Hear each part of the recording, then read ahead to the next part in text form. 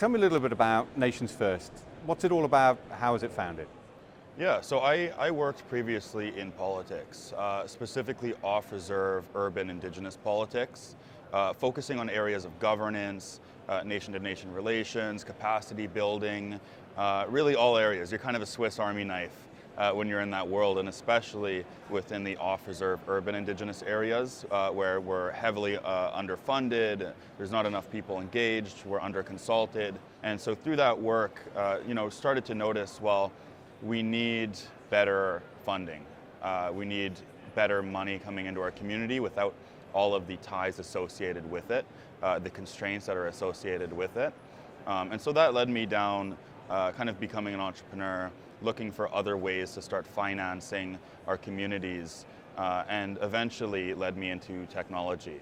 We need financial sovereignty, we need self-governance, and ultimately we need new financial systems, we need new technical systems, and we need better human capacity. Describe, if you can, some of the infrastructure gap that exists in some of the Indigenous communities here. Yeah, so I might butcher this number, but my understanding is there's about a $500 billion infrastructure gap within Indigenous communities in Canada.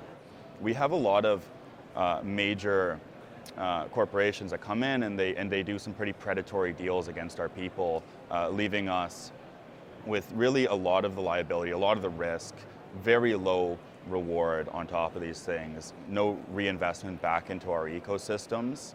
There really isn't any accountability that promotes actual economic development and real infrastructure being built by our people and sustainable by our people.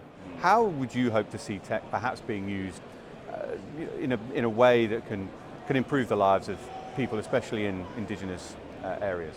Technology like blockchain, that is, it's autonomous. We talk about, decentralized autonomous organizations. Now, this is governance structures that cannot be corrupted outside of the community. They are the ones that have full control over it. And so this is a way that we can really start mobilizing our governance. And I think it really starts at governance. And then other areas like, financing. We need to be able to invest into our communities. This technology has, it's kind of bypassing the traditional financial systems that have really excluded us, strategically excluded us.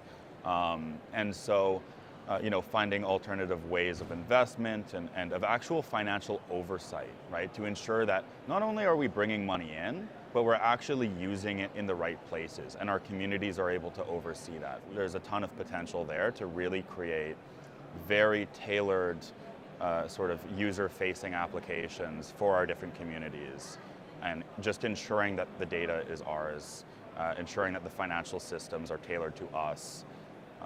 It was really a no-brainer when we were looking at what sort of technology to use to build the system.